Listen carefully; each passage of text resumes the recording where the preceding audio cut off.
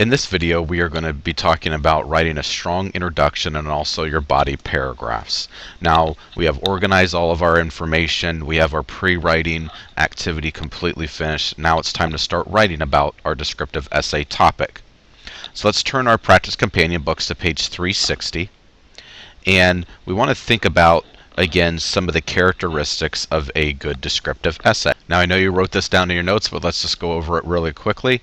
A good descriptive essay gives a detailed picture of a person, place, or thing, has an opening paragraph that grabs the reader's attention and tells the topic of the essay. We're going to really be focusing in on that today. Has middle paragraphs that provide details about a different part of the subject, includes a closing paragraph that tells what the writer thinks about the topic, and then also includes sensory details and figurative language. Okay, so let's take a look at that writing model on page 360. And first of all, let's look at that introduction. Now you can see in the introduction, the author grabs the reader's attention and introduces the aspect of the thunderstorm she will describe. So you can see a bright flash of light splits the sky, thunder rumbles far away, fat raindrops pound the ground and make everything shiny and wet. Towering clouds turn darker than before and crowd the sky like an angry mob. Okay, an American flag flaps wildly in the wind as startled birds race to their nest. A thunderstorm is coming. Okay, so you can see, talks about what's going to be discussed in the middle paragraphs and then introduces the topic. Now we can see in the body paragraphs 2, 3, and 4 contain supporting details about the three main features of a thunderstorm. The thunder, okay, and you can see right in that opening paragraph, thunder rumbles far away. And then the wind, you can see that the wind, the flag flaps wildly in the wind. And then the rain, you can see within that opening paragraph, fat raindrops pound the ground and make everything shiny and wet. So in that opening paragraph, you're going to briefly touch on what you're going to be talking about in paragraphs 2, 3, and 4. And then finally, in that final paragraph, the conclusion describes why she feels these storms are beautiful. And you're going to be talking about what you feel about that topic.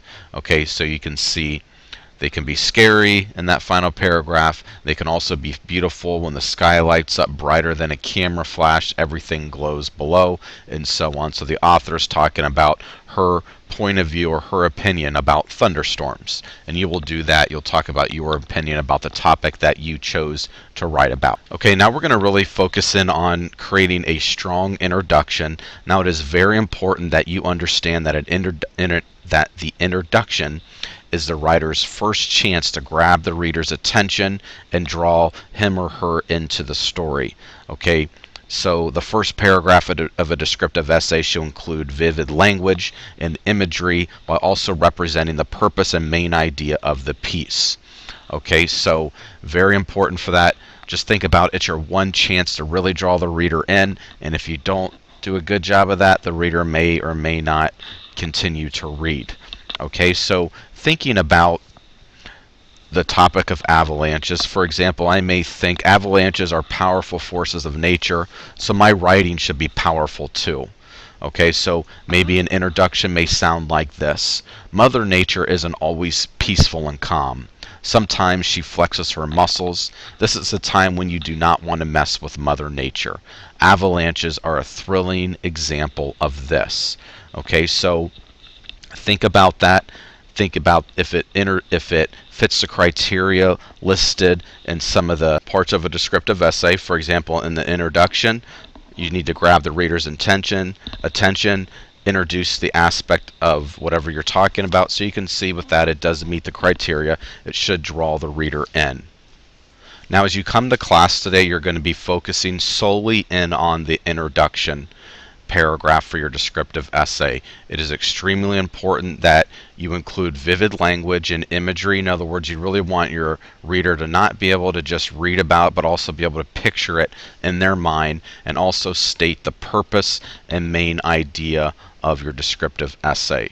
So this concludes the video on writing a strong introduction for a descriptive essay. If you have any questions about this concept, please come and see me.